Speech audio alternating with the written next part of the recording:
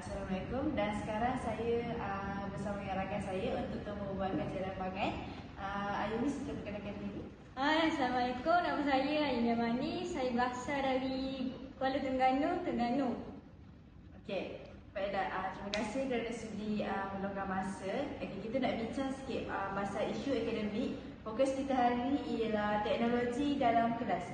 Okey, Ayumi tak ceritakan sikit pengalaman Ayumi di sekolah ataupun dekat IPG sendiri, ada guna tak teknologi waktu belajar? Takkan nak nipu sekolah takkan sikit pun dok guna teknologi. Mestilah ada guna, tapi dok meluah macam kita duduk kat IPG sekarang ni.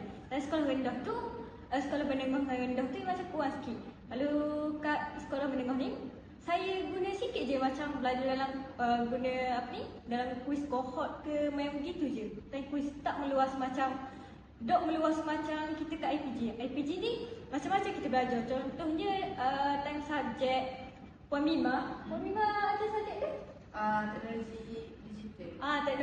Teknologi digital tu macam-macam yang ajar. Contohnya penggunaan Windows software, apa ni, buku kereta.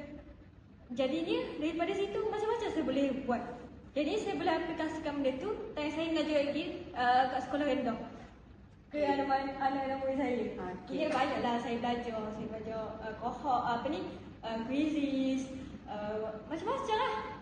Okey, jadi Ayumi rasa penggunaan teknologi macam laptop ke, tablet ke, ataupun aplikasi pembelajaran ni bantu tak Ayumi untuk faham mata pelajaran itu sendiri atau dia mengganggu Ayumi? Oh, benda tu sangat membantu saya lah. Compare dengan dulu Boy aku hilang. Saya ni penggunaan teknologi macam laptop, tablet hok amal wayak tu sangat membantu saya dalam faham pembelajaran. Ia macam mudah saya nak access nota dengan cepat. Kalau kita guna buku belek-belek. Kalau contoh kalau kita nak tengok nota dalam laptop tu, kita just tarik je. Tak salah macam nak belek. Jimat masa akhirnya. Tapi saya akui jugalah teknologi ni bagi gangguan kalau kita dok guna molek. Contoh bila ada noti media sosial ataupun saya sendiri teralih perhatian daripada nak belajar. Oh, sekejap kita pergi TikTok. Dok gok kerja kita. Gitu lah. Bahasa mudah nak ayatnya. Okey. Kalau kita tengok sekarang sebagai seorang pelajar, kita banyak bergantung pada telefon pintar kan. Jadi apa cabaran yang paling ketara yang Ayumi nampak bila telefon ni digunakan dalam bilik kuliah? Bagi saya, yang paling ketaranya student ni banyak main kan.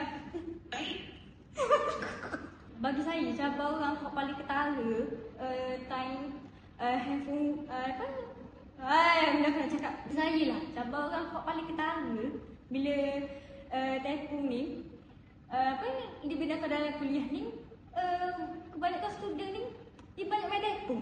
Time lecturer aja duduk tengok, kayaknya siap lah ke lecturer aja depan cakap seorang, tak ada dua hala. Gitu lah. Lecturer we macam-macam, kita duk main, kini macam hilang respect lah, tak ada adab gitu. Gitu lah. Banyak fokus main naling tak lain, gitu lah. Setuju. Tapi mesti ada kelebihan juga kan. Jadi apa kelebihan utama teknologi pada pandangan Ayumi sendiri, terutama bila kita tengah buat kerja khusus atau projek kumpulan? Bagi saya banyak bantu dalam cari maklumat lah. Senang. Kenapa kita nak type je. Macam jimat masa jugalah. Kan learning banyak ada ChatGPT, Gemini, kita boleh guna benda tu. Mudah nak cari maklumat bagi saya.